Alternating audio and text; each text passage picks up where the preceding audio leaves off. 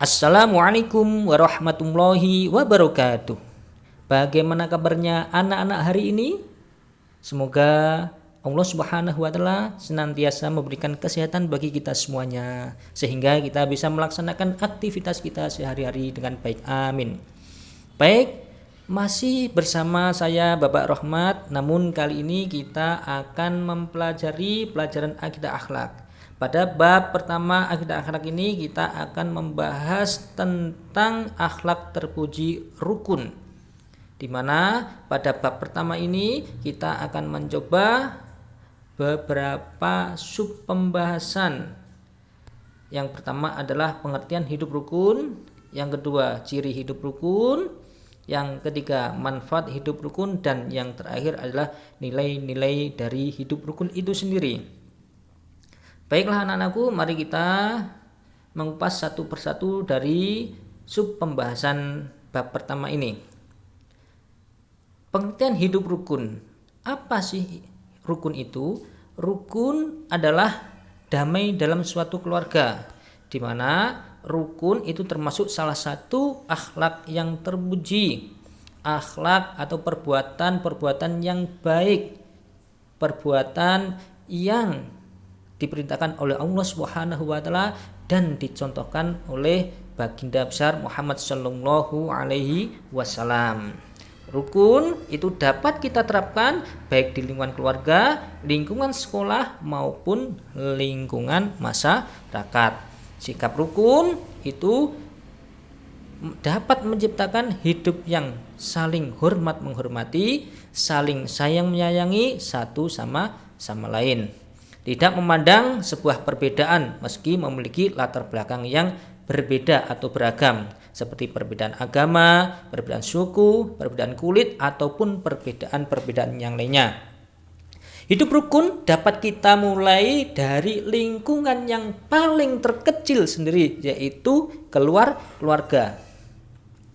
Apabila dalam lingkungan keluarga saling menghormati, seperti yang muda menghormati yang lebih tua, adik menghormati kakaknya, dan yang tua mengasihi yang lebih muda, seperti kakak menyayangi adiknya, orang tua mengasihi, mengayomi anak-anaknya. Tentu pada saat itulah akan tercipta sebuah kerukunan di dalam keluarga itu sendiri.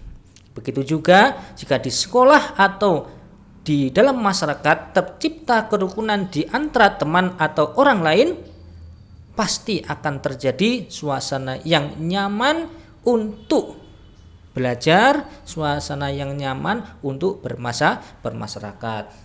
Rasulullah Shallallahu Alaihi Wasallam bersabda, al mu'minu lil mu'mini kal bunyani yasuddu ba'duhu ba'do, yang artinya orang mukmin dengan orang mukmin yang lain seperti sebuah bangunan, sebagian menguatkan sebagian yang lain. Hadis riwayat Sahih Muslim. Itulah anak-anak pengertian daripada hidup rukun.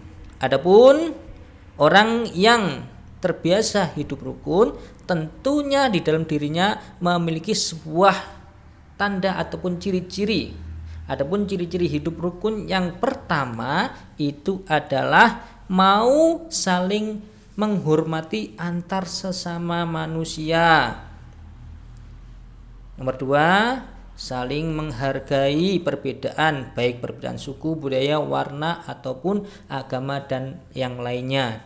Yang ketiga, akrab dengan keluarga, akrab dengan teman, akrab dengan tetangga, maupun akrab dengan orang lain atau dalam bermasyarakat. Yang keempat adalah bersikap ramah jika saling bertemu. Ketika di tengah jalan kita bertemu teman kita atau orang yang kita kenal, layaknya lah kita menyapa, assalamualaikum, hai teman, bagaimana kabarnya? Itu akan lebih nyaman dalam hati daripada ketika kita bertemu dengan orang yang kita kenal atau teman tidak saling menyapa ataupun acuh tak acuh. Adapun ciri hidup rukun yang selanjutnya adalah saling menjalin persatuan antar sesama meski terdapat perbedaan berbagai pendapat, prinsip dan juga perbedaan ide. Dan yang keenam adalah mau untuk selalu diajak bekerja sama. Itulah anak-anak ciri daripada hidup rukun. Nah, ketika kita semuanya ataupun orang memiliki sifat atau sikap hidup rukun, tentu dia itu akan memiliki manfaat hidup rukun sendiri, akan memperoleh manfaat hidup rukun tersebut. Di antaranya manfaat daripada hidup rukun yang pertama adalah adanya saling tolong menolong.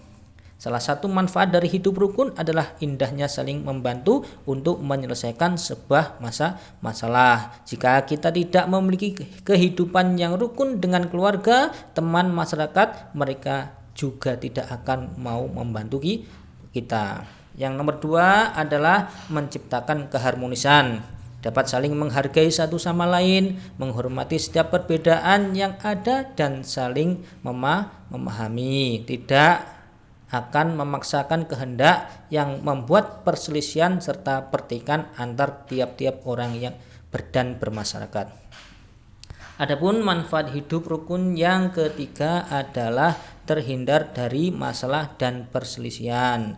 Pada dasarnya, seseorang yang terbiasa hidup rukun akan memiliki kemampuan berkomunikasi yang lebih baik dengan orang lain, sehingga akan lebih kecil kemungkinan terjadi salah paham yang merupakan penyebab utama dari konflik atau masalah. Dan yang keempat adalah menciptakan ketenangan hidup.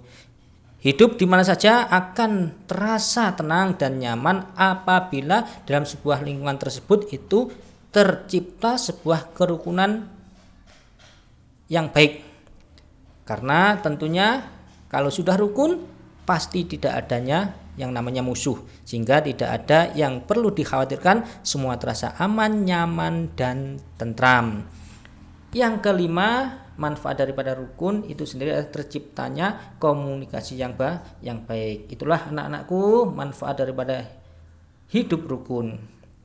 Selain itu, ketika orang-orang itu sudah mau untuk bersikap hidup rukun, tentunya akan timbul atau muncul sebuah nilai-nilai hidup rukun itu sendiri. Yang pertama adalah adanya kebersamaan.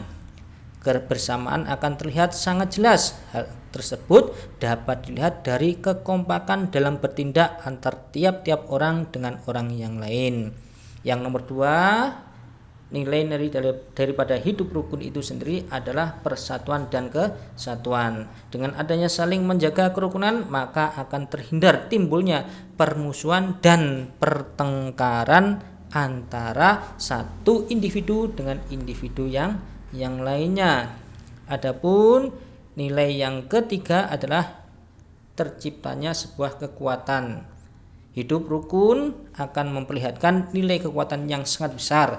Ibaratnya sapu, jika hanya satu lidi saja akan sangat sulit membersihkan banyak sampah, tetapi dengan banyaknya lidi yang dijadikan satu, maka akan tercipta sebuah kekuatan baru yang sangat besar dan lebih mudah untuk membersihkan sampah itu sendiri. Dan nilai hidup rukun yang keempat adalah toleransi yang tinggi.